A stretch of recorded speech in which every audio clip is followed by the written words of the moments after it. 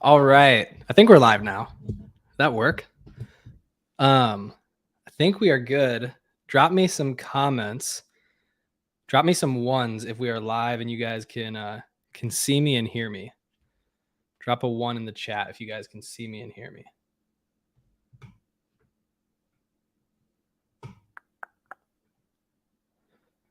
All right, we got some ones. Cool. What's up, guys? We are here for part two. We're calling it Building a Painting Company Live. I don't know. We'll actually create like a real podcast name and stuff and make it legit here in a bit. But we had a lot of fun on the last one. A lot of you guys asked me to do another one. So I'm not sure if we'll do this weekly or bi-weekly or something, but we'll try to do it regularly where I come on here and just give you guys an update of what's going on in the painting company. Right, we're building a very unique painting company, and a lot of you guys have expressed a lot of interest in that. So we'll try to do this regularly where I jump on, give you some updates of what's going on in our world, and then obviously spend some time with Q&A. As you guys know, I love doing Q&A and helping, giving back, and supporting however I can. So that's the plan. Literally, I'm just gonna. I got a list of notes. I'm literally just gonna run through what's happened in the last week and a half because we're moving fast over here. Let you know the lessons I've learned, the things that have gone really well, the things where I've gotten kicked in the teeth too, right? And I'll just share that with you guys. And then, like I said, feel free to just drop questions in the chat as we go or at the end, and I'll stick around and answer as many of them as I can. So that's the plan for today. If that sounds cool with you, drop a fire emoji in the chat. As you guys know, I love some engagement. But if that sounds cool to you, drop an emoji in the chat and we'll kick it off. So this week, where I've been spending a lot of my time, just so you guys know, in the painting company, where I've been spending a lot of my time is the production side of it, right? Naturally, as you can imagine, right, running a marketing and sales coaching company for painters, we dialed in the marketing and sales side of it pretty quickly, right? So in a lot of ways, like, I wouldn't say that totally runs without me. Like, I'm the coach, I'm the sales manager, I'm filling that role over there. But I mean, really, for the most part, that side of it can run without me. I'm not spending a lot of time in the marketing or sales or that side of the business. Where my time has been spent is training our new project manager, figuring out production, and all that sort of stuff, because that's not an area that I've understood previously, right? That side is all new to me. I've spent the last 3.5 years learning the business side of running a painting business, not the production side. So that's where I've been spending a lot of my time. And that's what you'll see a lot of my lessons and stuff are centered around. Okay. So this week, we fired a painter. This last Friday, I had to let go of a painter. It was a tough one. It was tough. It was definitely one of the toughest let goes, firings I've ever had to make in both companies. Just from the point of view of, I knew this person was in a tough spot, right? I knew they were in a tough spot financially. I knew they were going through it in life, right? And battling stuff in their personal life and things that are difficult to go through. And already struggling financially, and now being out of job, it's tough. It's brutal, right? And naturally, I'm human and I care about people. I care about people a lot, especially my people in my company. And that was tough. It was really tough letting this person go, but ultimately it was the right choice. At the end of the day, they weren't a culture fit for the business. They just weren't with what we're trying to build, right? They had a lot of problems with authority, a lot of attitude problems, really struggling to be coachable, and not in one instance here or there, but repetitively. Okay. And I'll share my really big lesson on this in a minute. But repetitively not a culture fit. This person was also brought on with the expectation to be a crew lead because they have a lot of experience, and they were brought on with the expectation to, may not be a crew lead right away, but build up to that within that first month. And they'd been with the company for just over a month. And unfortunately, no matter how we shook the dice as a team, as me and my project manager and Corinne, who does a lot of the recruiting and stuff with me and has helped a lot with the staffing and the people side of it. As we sat down as a team, and we all care about people, right? So we were trying to slice it 20 different ways, going, well, what if we did this? Then we could keep this person around a little long, because we knew it was going to put them in a tough spot. But at the end of the day, what it came down to is not a culture fit and not a crew lead. It didn't matter what way we sliced it. It came down to those two things and they had to go. So it was a tough decision to make, but just a few days removed from that, I'm already very glad I made that decision. Right. I think it's, if any of you guys have ever let people go before and you've kind of been hemming and hawing about the decision, you guys have probably felt the same feeling that once you let the person go, you're like, oh, and it's that like breath of fresh air. Right. You're like, fine. I'm happy that's over with. Right. This was that feeling a little bit, which was, reassuring. But the big lesson I had in this, and I have this with another hire in the paint company. And really what this painting company has taught me is one of the things one of my coaches said a while ago on the recruiting and hiring side is if it's not a hell yes, it's a no in terms of hiring. Well, what I learned is if it's not like a 100% hell yes, if it's not a 1000% hell yes, it has to be a no. Okay. And here's why. The project manager we had to let go of and that painter we had to let go of, both of them were brought on where we were like a 99% hell yeah. We were like a 95% hell yeah. We were like, they are awesome. There's just like one little thing, but we think we could coach around it a little bit. Or hey, this is literally the conversations I was having with my team, right? Where we were like, hey, if they come on and that one thing we noticed, if that becomes a problem, we'll just let them go. We'll just let them go. We'll keep our eyes up, the first couple of weeks, and if it's a problem, we'll just let them go. And that is all great in theory. However, what that doesn't account for is the bandwidth, the mental bandwidth and the actual like real bandwidth on your time of the conversations with your coaches and the conversations with your team and the looking out for those things on the job. And, did they take an attitude with this person? And like all of the bandwidth it takes to actually let that person go. Cause it's not as easy as just like, oh, well, hey, keep an eye out for this first few weeks. And if we let them go, we let them, it's very easy to say that when you're bringing the person on, a lot harder when you're actually doing it.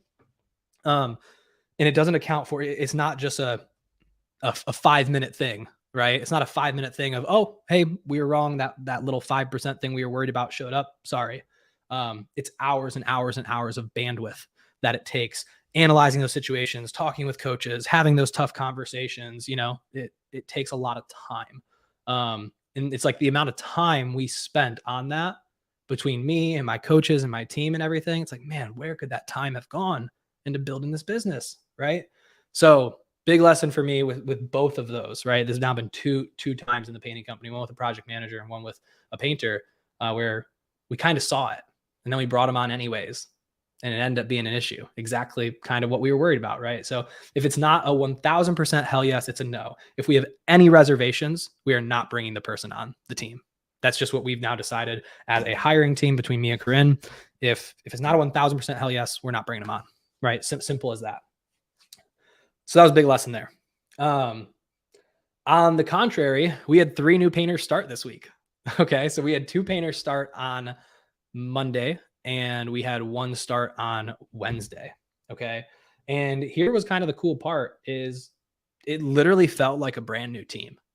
Like I messaged Corinne. I was talking with the team on Monday. I was like, man, like this literally feels like a brand new team. We kind of had that moment where we're like, well, it kind of is like it almost is like only one person is the same, right? Because we only had 2 painters before. One of them's gone. We have 3 new ones. Now we have a crew of 4. It almost is a brand new team, right? And what this was a really cool moment for me and a lesson for me, it gave me a lot of confidence in showing me we're pretty dang good at recruiting.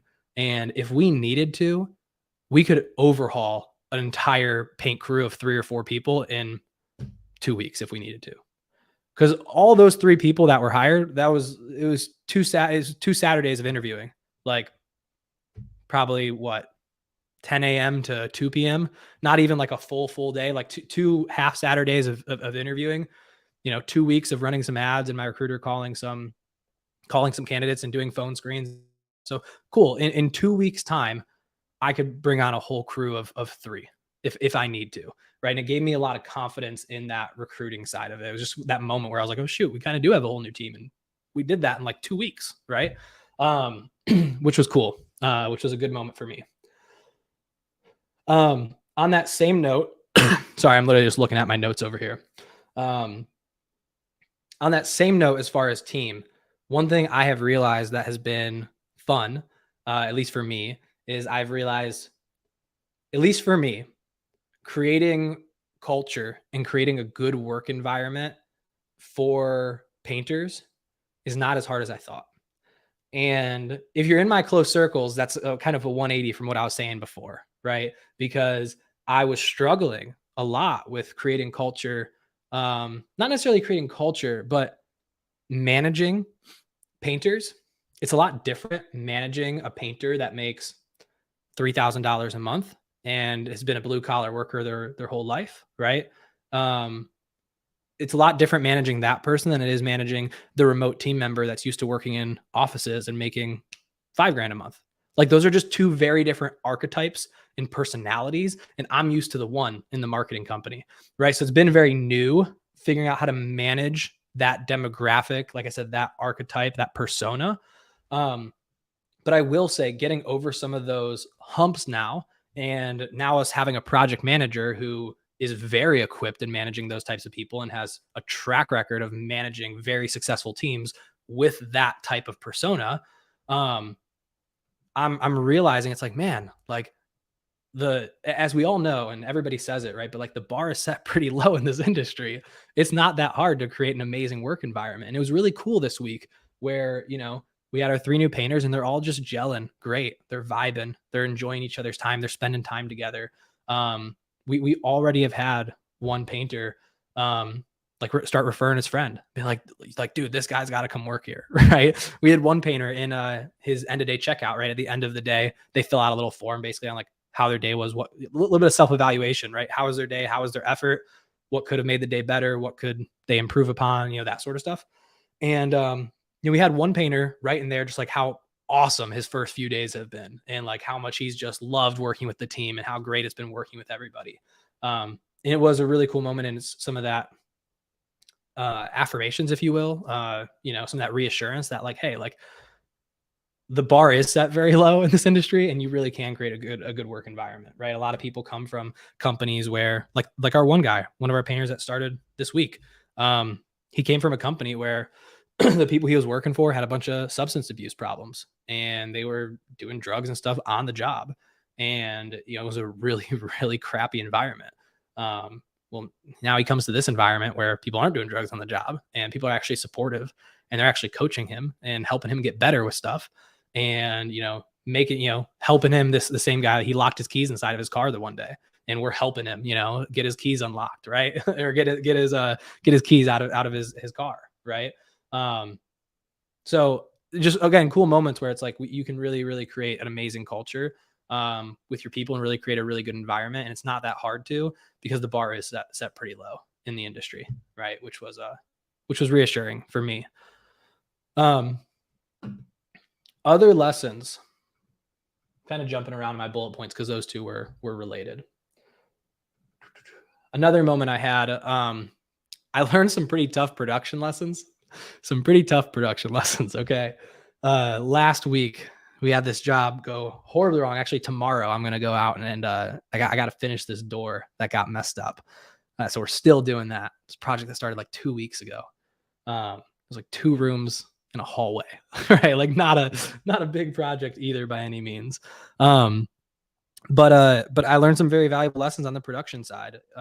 One in just the value in SOPs and following those and holding accountable to them. And I knew that, like I've learned that lesson before on the marketing side, the value in SOPs and stuff, but like, man, not having some of the accountability on that screwed us on some of those jobs, right? We had a girl just like not tape stuff off and nick a bunch of trim. We had to go back and retape everything to get clean lines and then go touch up all the trim and everything.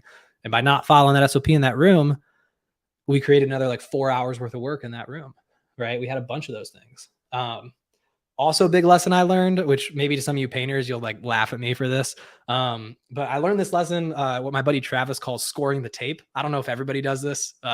Tell me in the chat if you guys do this, but like when you have floor prep underneath the trim, and if you're not pulling that prep up that same day and you painted the trim, you got to like go with the razor blade and like cut, like split the gap there so it doesn't cure and create a bunch of problems when you pull it. Oh my God, I learned that lesson the hard way. I spent all day last Saturday pulling up that floor prep, touching up the trim, having a 5-in-1 and getting the tape out from underneath it. It was horrible. I learned that lesson the hard way. My project manager, thankfully, also learned that lesson the hard way with me.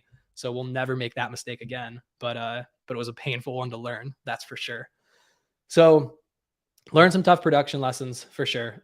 Shout out to my man Travis too, if he's on here. Travis with Paint Ops, he's been a blessing on the production side. So if he's here, big shout out to that guy. And on the same side of production, right? I give you the bad of like, man, I learned these really tough production lessons, but at the same time, I've had many moments this last week or so where I've been reminded again, like painting is not rocket science, right? And I've had a couple moments where like I had, a painter nick a ceiling and a painter did this, and I'm like, man, like how are you whacking the ceiling 5 times when you're cutting this in? And then I go and cut it in, and I've spent maybe like 30 hours, 40 out, 50 hours with a brush in my hand, like not that much time, right? I have not spent that much time painting in my life. And I can cut in a ceiling without nicking it a bunch of times and get a straight line. Like it's not that hard if you take your time. A lot of people can do this, right? So again, I've had those reminders too. And it's been fun knowing that decent human being theory Nick Slavik talks about. Again, as I continue to get further down this rabbit hole, I continue to find more and more merit in that and more truth in that, where it's like, yeah, like find really good people that work hard, follow instructions, will ask good questions, use common sense, etc. And like they can probably be a pretty decent painter in a couple weeks, and that's been really reassuring as well. So okay, I got one more bullet point for you guys, and then we'll open up to Q&A. I don't have a ton. So last one. This is a really fun one. This is a big one on recruiting actually. One thing we started doing, I listened to a podcast over the weekend and was able to take a couple golden nuggets from it. And me and my recruiter, Corinne, we got together and we implemented a couple changes. So there's a recruiting methodology. I wasn't familiar with it before, but Corinne was. It's something called Humble, Hungry, Smart. And I guess that's a methodology people use oftentimes in recruiting. But here's where we took it. So we added in a couple questions to our phone screen. And what we did is we started ranking the quality of their yes. This is what I mean. Okay. So if I ask somebody like, hey, if need be, we don't normally work on the weekends, but if we needed to work on a weekend or somebody needed to stay late to finish a project, would you be willing to do that? And the person goes, I mean, yeah, I guess I could. Right. That's a totally different answer than, oh yeah, for sure. I would love to. Yeah, I would be happy to.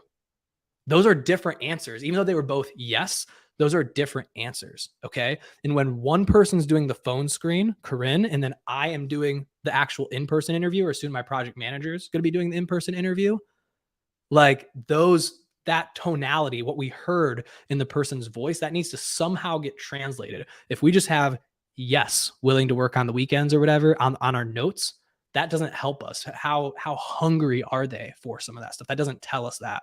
It just tells us yes or no. So what we started doing is ranking the quality of the yes, meaning this, and this is not from me, this is from a podcast I listened to over the weekend, so I can't take credit for it. But we started ranking the quality of the yes based on the Fibonacci sequence. I kid you not, as crazy as that sounds. So the Fibonacci numbers, it goes like 1, 3, 5, 7, and then 13, I think. Don't quote me on that. But I'm pretty sure it's that. And the reason why is because can be hard to tell the difference between a 2 and a 3, right? If you were like, hey, rank something on 1 to 10 and 1's a 2 and 1's a 3, right? That's pretty close together. Sometimes it's hard to tell that difference, but it's a lot easier to tell the difference between a 2 and a 5. That's pretty easy to tell the difference too, right? One of the coaches I work with, sometimes they'll ask me to rank something on a scale of 1 to 10, right? The performance coach I work with will be like, yo, how was your sleep the last couple of weeks? Like, give me a scale of 1 to 10, but you can't say 7. Right. So he'll take out some of those numbers. So I have to, he gets a more clear answer. So we started ranking the quality of the yes based on those Fibonacci numbers. I gave you one example of like the willing to work weekends. Another one we did that I've really liked so far, and we've only done this just like 5, maybe half a dozen times, right? A handful of times on some phone screens. But one I really like as well is, hey, would you be willing, if need be, would you be willing to, work for $1 less an hour the first, year in training and work underneath somebody and learn our systems and processes first? And again, there's a big difference in that answer of, yeah. I mean, I could if I needed to. And, oh yeah, for sure. Yeah, that would be expected. I'm always looking to learn and get better. Those are totally different answers. The one is a 1 and the one is a 13, right? So those have been some really fun questions that we're experimenting with right now in our phone screen process, so that we can just be more efficient and make sure that when we are setting up interviews for me to go do, or again, my project manager here soon to go do, that those are worth our time. Those are quality interviews, and that we have more of a gauge on those things before we jump into it. So I think that's really it. Those are the main updates. Those are the main things that are top of mind. I spent a few minutes before this and just wrote out all my notes. I'm sure there's other things that I can update you on, but those are the ones that are top of mind from the lessons I've been learning on the day-to-day inside this painting company. It was a pretty good sales week for us. Otherwise, I know my sales guy had a day where he closed like 3 or 4 deals in a single day, which was pretty freaking cool. So yeah, it's been a pretty good sales week for us on that side of it too. I think also, a lot of you guys know, this is not new news by any means, but we're starting to get past that like back to school time, right? So we're starting to just naturally, I think, see, people have less stuff going on in their lives and everything, which is positive. So, but yeah, that's pretty much that, guys. So, if you guys got questions, drop them in the chat. I'm here for it. And I'll help however I can. Whatever your questions are on, how we sell virtually, how we do other stuff, I'm happy to help and support you guys however I can. I think somebody dropped something in here earlier. Will this pop up? There we go. I don't know why, guys. Last time it was showing me all your names. Sometimes now it's not. I just did last week, 2 out, 2 in, trust the process. The 2 new guys invested about 5 hours in the process. Yup, 100%. That podcast. Yeah, that was the Jay Waller and Graham Stephan podcast. Yep, that was the one I listened to. And I'll be honest, I'm not a huge fan of Graham's podcast a lot of times. I don't listen to a ton of them, but I had nothing going on. I just popped it in while I was doing other stuff over the weekend.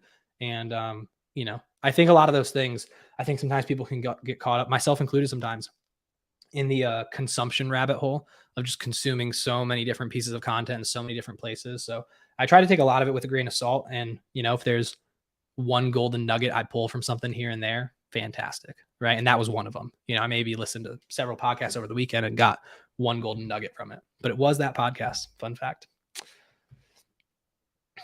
Google Ads versus Google Guarantee. And I'm assuming when you say Google Guarantee, you mean Google Local Service Ads, whoever mystery Facebook user that you are. So I'm a Facebook guy by trade, right? I'm not a Google guy. However, I've spent a decent little bit of time dabbling in the Google side. With Google Local Service Ads, I think that's the hot new thing, right?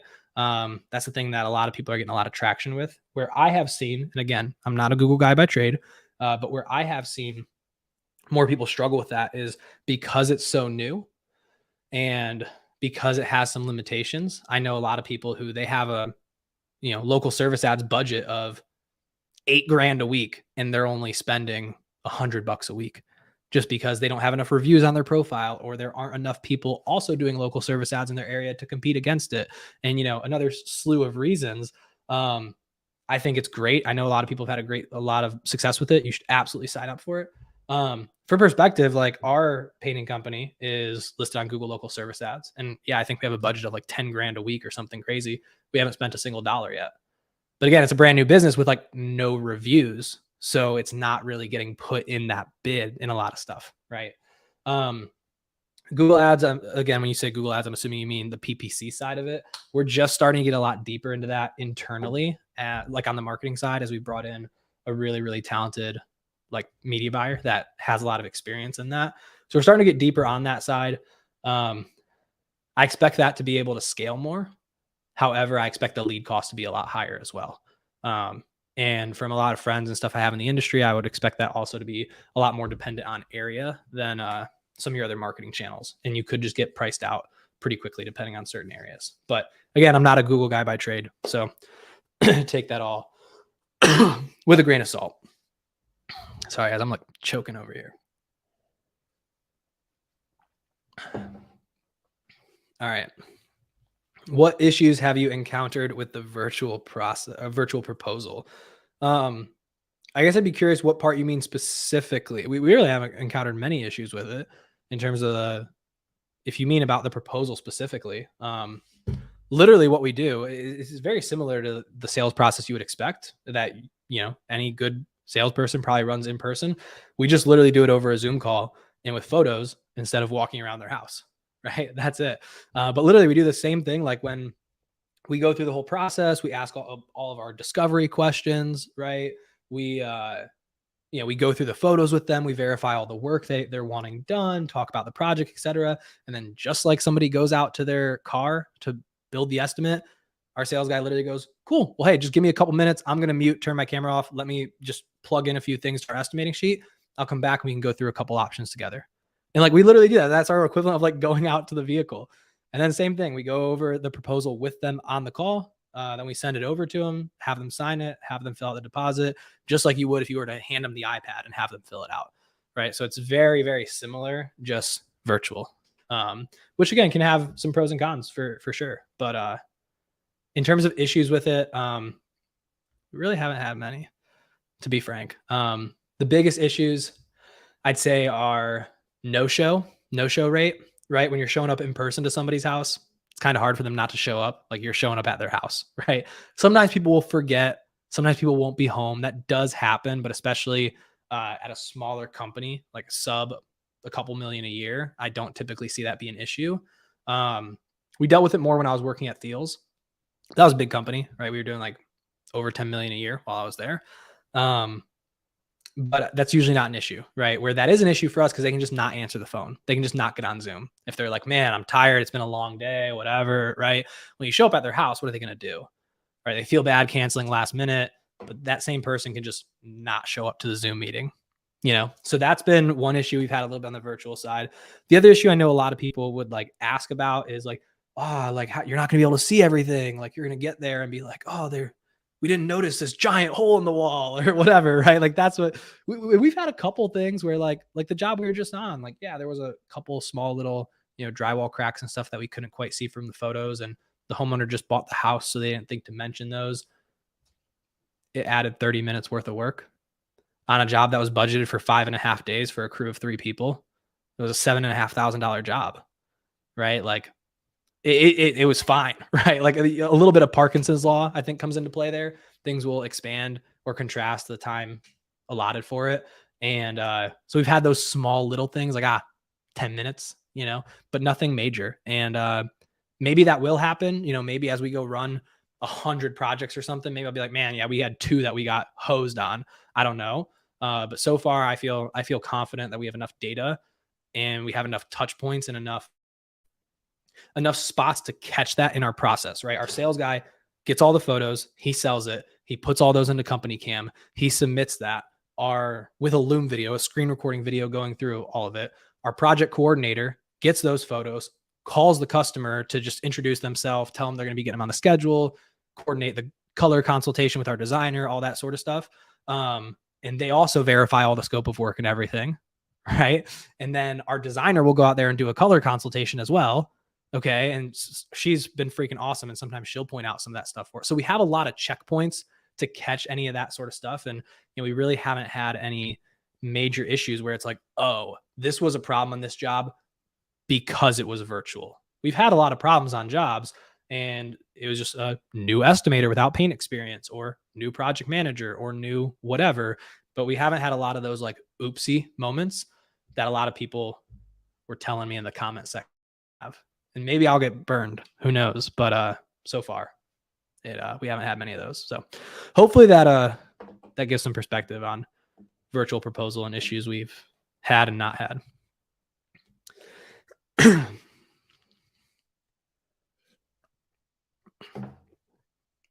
Where do the majority of your leads come from? They're pretty much all from Facebook. Again, I'm a Facebook marketer by trade. It's what I know. It's what I've done for years and spent God knows how much money on Facebook ads at this point. But yeah, so pretty much all of our leads come from Facebook. We've gotten a couple referrals, which has been nice. But again, less than a half dozen. I can probably count them on one hand, how many referrals we've gotten and stuff. Again, we're a brand new company. And I came to Cleveland not really with a lot of connections, right? I didn't have, and I'm not saying this to knock anybody else, but I didn't have a church community, a friend group, a high school group, whatever. I didn't have a lot of that coming here to build it, where I'm like, oh, my friends and family will all have us come paint their house, and then they'll refer me to 5 of their friends, and that just didn't really exist here. So we don't have any word of mouth. Everything is paid advertising, which is fine because that's what I do, and that's what I've done the last few years, and that's what I'm great at. So yeah, all of our leads are coming from Facebook. Like I said, we're starting the process of ramping up and getting some Google PPC going and experimenting there. And I am working on a really cool referral program to incentivize referrals that I'm really excited about. Took some stuff from Hormozi's new book. I'm really excited to launch that. But I do want to dial in our production processes just a little bit more before launching that. I want to be 100% confident behind our product. And right now we just have some of those little things that it's like, this got missed, right? As we're just dialing in with a very new team on all fronts of production. So how could you sell a job better than the owner? Maybe it's just my area, but sounds pretty tough. I guess I'm not totally understanding your question, Josh. How could you sell a job better than the owner? You mean like, how is my sales guy selling jobs? Is that like the question you mean? Or how is he selling better than me? I'm not sure he could sell better than me. I'm pretty dang good at sales. I'm just kidding. But drop another, if you could drop another comment, give me some clarity. Would love that. Jennifer, what's your daily spend on Facebook ads? How big of an area do you advertise to? Let me pop over to the other tab. I'll check and I'll tell you right now. It's changed a little bit as I've been playing with some new strategies and stuff. Because we have the marketing company, right? When I get a crazy idea for advertising, I'll just like, I'll launch it on our company because I can, right? And it's fun. So I've gotten to test some new stuff. I was playing with some of that last week. But right now we are spending about $300 a day. And our audience size, let me click on one of these ad sets. Our audience size is sitting on the bottom range of the audience size, 338,000, just so you know. So that's where we are sitting there. And obviously that spend is broken up into a few different audiences. So for perspective, that is broken up. Let me go back to my ads manager. That is broken up into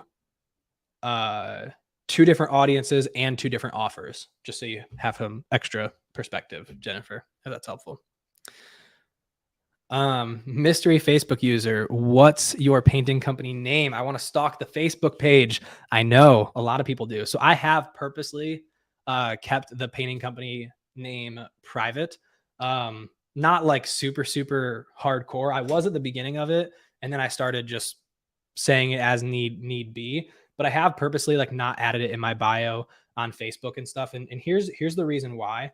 I'm very abundance mindset, all of those things. However, I have had several moments these are the real raw things, right, guys? These are live, so you're getting all of it.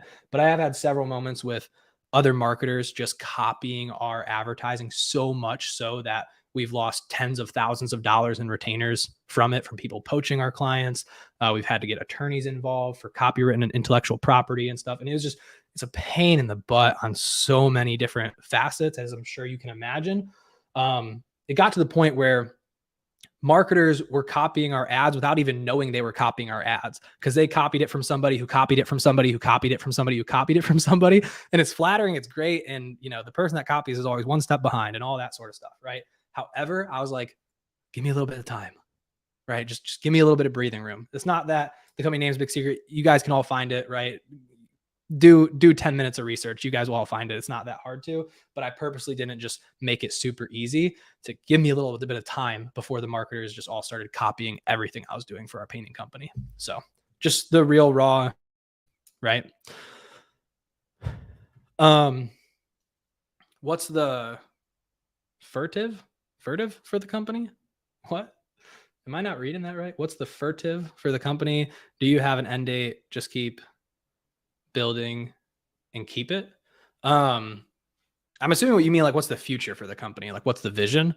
Do you have an end date? Like, I'm planning of selling or exiting or any of that sort of stuff, or just build and keep it? Yeah, I plan on building it and keeping it. Painting businesses are future. Okay, cool. I thought so. Painting businesses are great businesses, right? They're phenomenal businesses. They're very simple businesses. I think a marketing agency is a pretty simple business in the grand scheme of it, right? If you look at all business models and software and tech and all these other things, I think a marketing agency is a pretty beginner business. And a painting business compared to a marketing agency is even more simple, right? So it's a very simple business to run. And it's a great business. So I plan, my goal is to get it to the point where I have a general manager in place that I can just meet with basically once a week, once a month, and be their coach and consultant. But the general manager is the one that actually runs the majority of the business, just with me as a coach and consultant in their corner, which is in a lot of ways like what I do for a lot of our clients, right? I coach them and consult them and all that sort of stuff. So that is my goal, to get it to that point. And yeah, have it be a cash flow business, and have it be a vehicle where we can continue to test and experiment and again pave the way. Right. I kind of mentioned this in the last live, but like it's a lot bigger than Eric, right? It's about all of you guys, right? It's, hey, can we, we all say we want to professionalize this industry, we want to do all this stuff. Cool. Somebody's got to test the crazy stuff, right? Somebody's got to test the virtual sales and go, this can actually work, right? And I realized, just with my perspective, just not to go on a tangent here, guys, but I realized, like with that specifically, just on that specific example, like I might be the best person to do it. I have a lot of virtual sales experience, right? All my sales experience is virtual for the most part, the majority of it, right? I have experience managing overseas team members. I have experience doing some of this stuff. I have perspective from all these different paint companies across the country from the last few years running this thing. So if anybody is in a great position to test these crazy, wacky ideas, and do some of that stuff, it was probably me, right? So yeah, I plan on keeping it, having it be a cash flow machine, and having it be a place where we can test our fun, crazy ideas. So are you planning to open up different locations? Yeah, I would love to. I want to go to Columbus, Ohio next. Columbus should have been probably the first location in hindsight. Mostly because I just would have been a lot happier there as an individual, just as a young professional. It's the city in Ohio that's booming a little bit more. I have more friends there. All of it, right? So Columbus was probably the better location in terms of Eric's personal happiness and personal enjoyment outside of work. And also just from a market point of view, right? Just from a market of where it's moving, right? A lot more people are moving to Columbus than they are Cleveland. Cleveland's the second poorest city in America, literally right behind Detroit. But yes, I do plan on opening up different locations. That would be the goal. I'm not rushing to that. That's not like, I want to open up the second location by 2025. Like when we get there, we get there. I'm taking my sweet old time. One thing I think, I don't necessarily say this was a mistake, but one thing we did on the marketing side, as a lot of you guys know, we grew very, very fast. We just about tripled in a year from 2021 to 2022. And it was a big triple, right? For perspective and just transparency, we did in 2021, we did 750,000 in sales. And in 2022, we did just over 2.2 million. That's a big jump. It was a big jump. It was like 5 team members to like 14. And it sucked. Like it was painful. It was stressful for me, the team, everybody involved. And it's like, you cannot continue at that pace. You will burn out. You will burn your team out more than anything too. And I care about these people on my team way too much to burn them out and run them into the ground because we're pushing so freaking hard. Doesn't mean we're not going to push hard. Doesn't mean we're not going to work our butts off, of course. But I'm not going to do that. I'm not going to make that mistake again, if you will. So I'm just being cognizant of that. I'm in no rush to get to another location or anything like that. Where are you originally from? I'm originally from Cleveland, Ohio. I was born and raised in Strongsville in the suburbs, right outside Cleveland.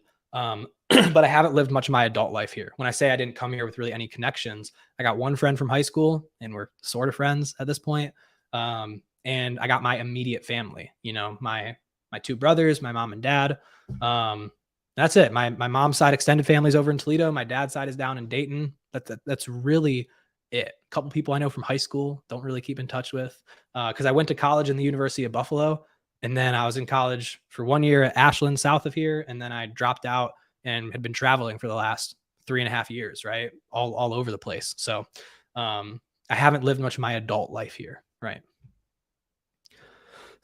What's your current gross profit margin looking like year to date so far? Great question. I don't have that number tracked year to date. I do, not that I can get easily, not that I have displayed on the dashboard, but I have it on every single project and we can pull those numbers.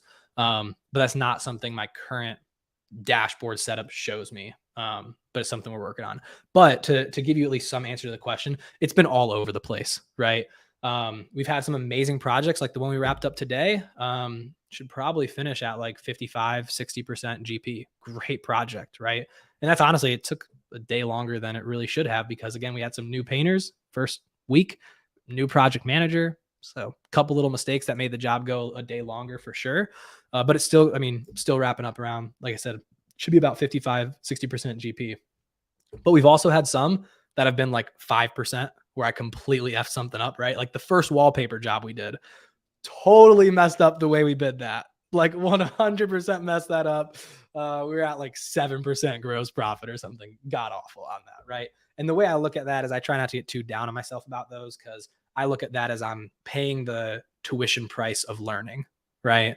I'm learning those things of production. And man, I paid the price of only making $35 on this $3,000 job. That was the price I paid for learning how we remove wallpaper. And there's actually this better way to remove it. And when we bid wallpaper, we need to bid it like this and that sort of stuff. So we've definitely gotten punched in the face on some projects and definitely had some really good money makers as well. But it has been just all across the board to keep it real. How much do you believe you need to be generating to have a full staff, saying you use subs? So right now we're primarily using W-2s for whatever that's worth. Not that it would, I don't think it would really be that much different with subcontractors necessarily. I mean, it could be, but it wouldn't have to be. But to be generating with a full staff. So the way I look at it, I have this org chart mapped out all the way to having a general manager in place and some of that stuff. And the first like big target for me is 1.2 million a year, right? That is basically one sales rep, one project manager, and like 9 painters, right? And that's like an ish number, right? If think of sales rep should be able to sell $1 million a year, most sales reps that are decent can sell more than $1 million a year, right? So that may be 1.1, that may be 1.3, right? Like don't quote me on that, but roughly speaking, that's a number, and that's how I have that mapped out on the org chart. And I think at that point I can start bringing a general manager in. But basically now I have a full staff. I mean, I have a project coordinator, right? That does all the scheduling in the office, an admin, basically. I have an appointment setter. I have a salesperson. And now we have a project manager as well. I'm still doing a little bit of that project management stuff as I'm training him, but he'll be running a job next week fully on his own with just a little bit more support from me.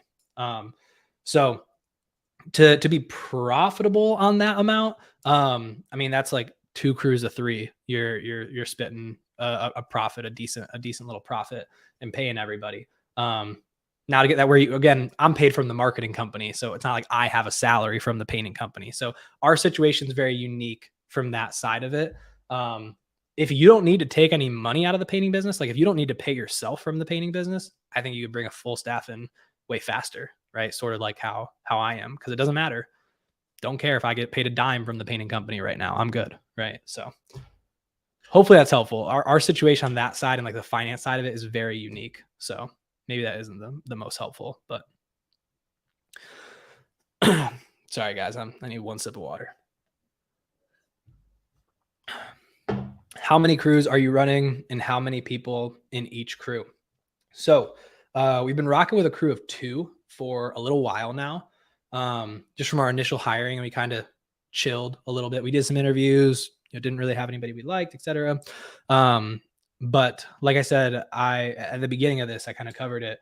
I let go of one of our painters on Friday. Just wasn't a great culture fit, slew of reasons. And we had 3 painters start this week. So we're at a crew of 4. It's a little bigger than I want it to be right now. I really would prefer to be a crew of 3 right now. That's my goal, is to run crews of 3 as we progress. And just, I want to get one solid crew of chill for a little bit, right? Like make sure our SOPs are good, make sure our project manager is comfortable, get somebody else driving the van, get all that stuff sorted out, and then expand to the second crew. However, just the candidates we had some really, really good candidates. And I also realized there's a strong possibility that one of those three don't make it through their working interview, right? Totally possible. I've been impressed with everybody up until this point, but totally possible one of them doesn't make it through their working interview, and then we are at a crew of 3. And a crew of 4, it's a little more than I wanted to, but it's all good, right? I haven't seen, at least so far in week 1, too many issues of like people being on top of each other and working over each other and that sort of stuff. So that's where we're currently at. But basically just one crew, one kind of big crew. So, but the goal is to run crews of 3.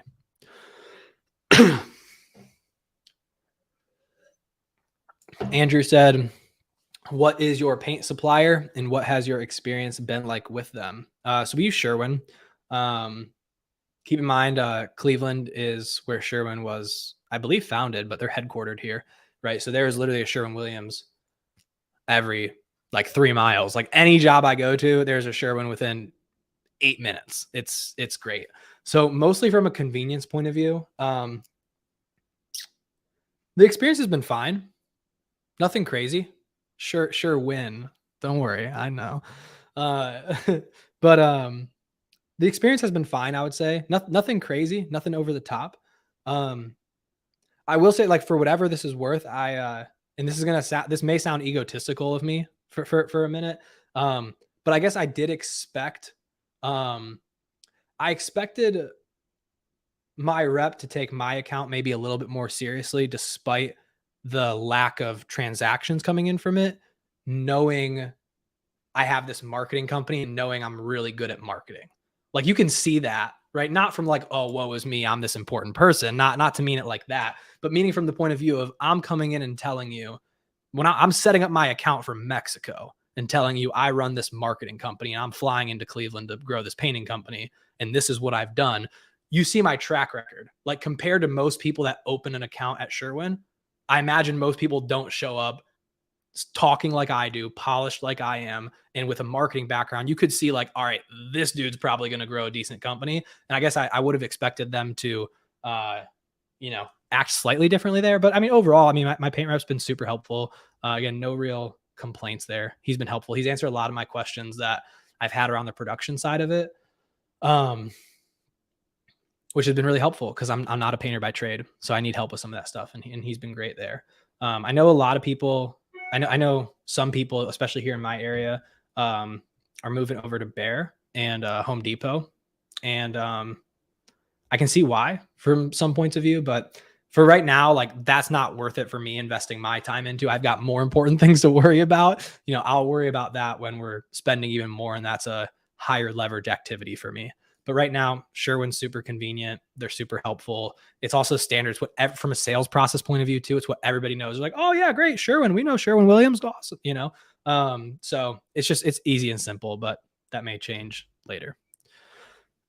No. So what I was talking about, whoever this person is with 2.2 million a year with a crew of 4. No, when I was talking about that big triple we made, that was on the marketing company. This painting company's only been in existence for 5 months, right? So no, those numbers were from the marketing company. So, well, is that it, guys? Is that it? If you got any more questions, drop them in the chat. I'll hang out for one more second. But yeah, that's been Eric's painting company and what the last week or so has entailed, right? A lot of production, a lot of just fine tuning those systems and SOPs, and as soon as we really get production dialed in and, we're not having those little small things and stuff come up, man, it'll just be off to the races, right? Because the marketing and sales process is dialed in. I feel really confident in the project manager we hired and that, has been on the team for the last couple of weeks. So we're close, right? It's like we're in that stage where we can see the light at the end of the tunnel. And it's really fun. It's really, really fun. So what's the biggest month so far? I'm assuming you're talking about the painting company. The painting company so far, the biggest month in terms of sales was like 74,000. Production, I'd have to go check. I'd guess like 30, something like that. We did some in-house stuff and had a couple sub jobs get completed, like a couple bigger exteriors. But yeah, that's been the tough part, is just producing it, right? And in the painting business, you get paid when the job's done and when it's produced, not up front when it's sold, which is the difference between the marketing and the painting side. So I'm excited for you. Excited to see where your painting company will be in a year or so. Fire emojis. Thank you, mystery Facebook user. I'm excited too. Like I said, it's been super fun. It's been challenging. It's been tough, especially running 2 businesses. It's created some late nights sometimes. It's created some difficult moments. But it's been really, really fun. It's been a season that I've learned a lot from. It's pushed me a lot. It's brought me closer to this community. It's brought me a lot of respect for everything you guys do. Like, I get it, man, because I've had those days where I spent all day in the field helping the painters with stuff because that was my day on the calendar to do that. And you're painting all day and you're sore and you're tired and you come home and you still got to work on the computer for 3 hours.